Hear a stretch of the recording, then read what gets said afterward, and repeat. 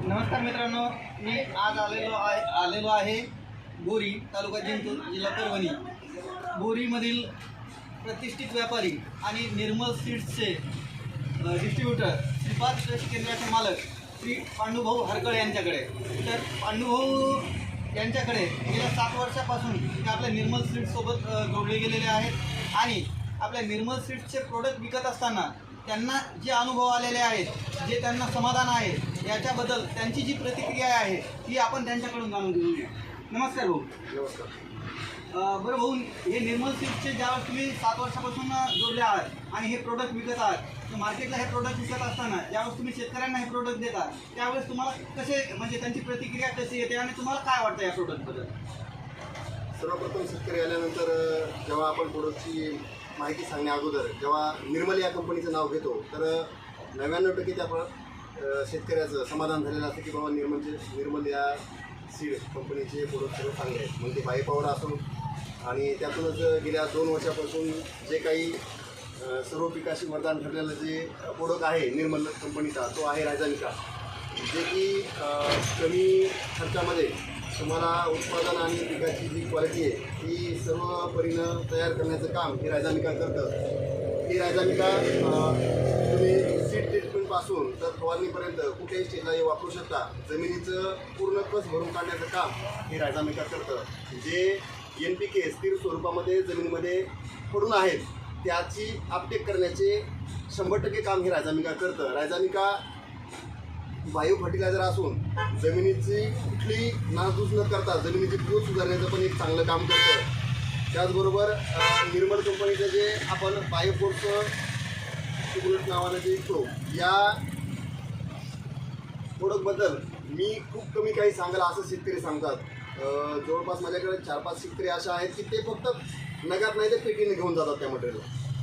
मग ते वसेकर आपा असतील किंवा मग वसवतकर पिंपरीकर असतील, यांना डायरेक्ट पेटीमध्ये मटेरियल लागतं आणि ते म्हणतात की बाबा हे मारल्यानंतर तुम्ही पीक पाहायला आवर्जून या. सगळ्यात महत्त्वाचं त्याचबरोबर पुन्हा बिरलान नावाचं जे काय स्टिम्युलंट आहे ते पण सर्व स्टेजवर काम करतं पिकाला, जे की फळधारणा असेल, फुलधारणा असेल किंवा त्याची साईज वाढवणं असेल, त्या 3 स्टेजवर काम करण्याचं काम बिरलान करतं. आणि त्याचबरोबर प्रोडक्ट सर्वच कंपनी विकतात, पण पर्यावरणाला किंवा येणाऱ्या काळाची चाहूल काही कंपन्यांनाच लागते आणि त्याचबरोबर तेच प्रोडक्ट विकण्याचं काम आज निर्मल सीड बायो संजीवनी नावाने विकतं. याच्यामध्ये जे विद्यापीठांना रिकमेंड केलेलं आहे शेतामधील बुरशी कंट्रोल करण्याचं काम किंवा त्यावर जगणारी बुरशी जी आहे टायकोड्रामाने सोडवूनच, ह्या दोन्ही प्रोडक्ट एकत्र करून कंपनी शेतकऱ्याला खूप कमी भावामध्ये आणि चांगल्या प्रतीचं बुरशीनाशक जे की जैविक पद्धतीनं काम करतं, एकदा टाका आणि हजारो पटीने त्याच्या बॅक्टेरिया जमिनीमध्ये वाढत राहतील.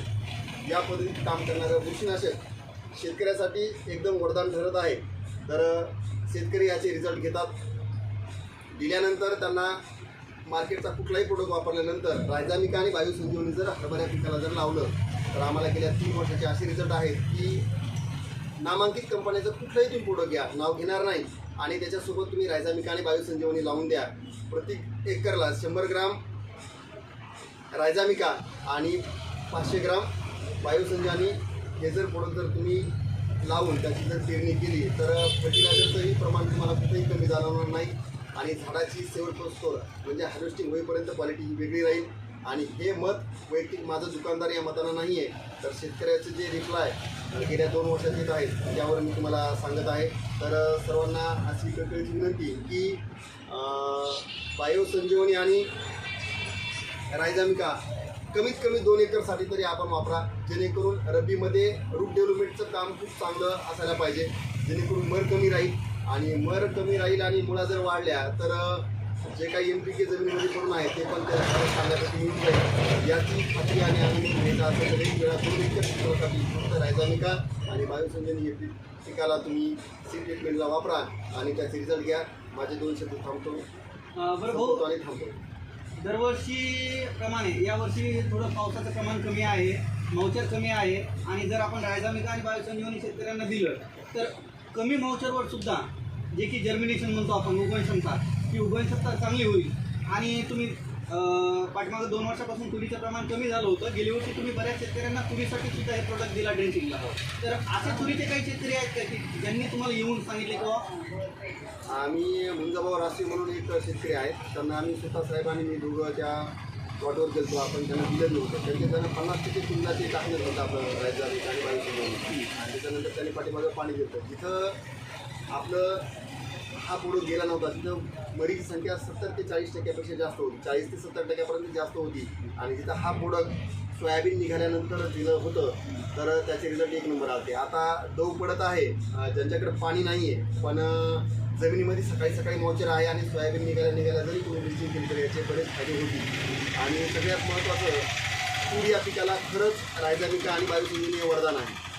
जर सुरुवातीला ट्रीटमेंटनुसार आणि मध्यंतरी जर पावसाळ्याच्या स्वरूपात जर एखादी जर ड्रिंचिंग शेतकऱ्याने केली तर 80 ते 90% मर ही होणारच नाही, हे तितकंच खरं आहे. बरं भाऊ, तुम्ही निर्मल सीड्सच्या या प्रोडक्ट विक्री संदर्भात इतर विक्रेत्यांना काय सांगू इच्छिता? सगळेच प्रोडक्ट आपण विकतो मार्केटचे, पण शेतकऱ्याचं हित आणि जमिनीची जर जोपासना आपल्याकडे होत असेल तर मला ते वाटतं की निर्मल या कंपनीचे प्रोडक्ट द्यायला काही पैसे आपण सगळ्याच गोष्टीमध्ये कमवतो. यात पण पैसे राहतील तुम्हाला, त्याच्यात शंका नाही आहे. 20-19 रुपये कमी राहतील याचा विषय नाही आहे, पण पैसे हा मुद्दा राहत नाही आहे. शेतकऱ्याला चांगले रिझल्ट आणि चांगल्या कंपनीसंग जोडलेलं राहणं ही काळाची गरज आहे. जर जमिनीमध्ये रायझामिका जर तुम्ही प्रति एकर 100 ग्राम जर प्रति वर्षी जर देताल तर येणाऱ्या 5 वर्षानंतर तो शेतकरी तुम्हाला कायमचा जोडला राहील. कारण त्या जमिनीमधून जो मिळणारा सपोर्ट राहील तो शेतकऱ्याला 1 नंबर आहे. कुठलेही पीक घ्या एकदम जोमात राहील. यामुळंच रायझामिका वापरणं गरजेचं आहे. आता पाऊस खूप कमी आहे. जर आपण रायझामिका 30 किलोला जर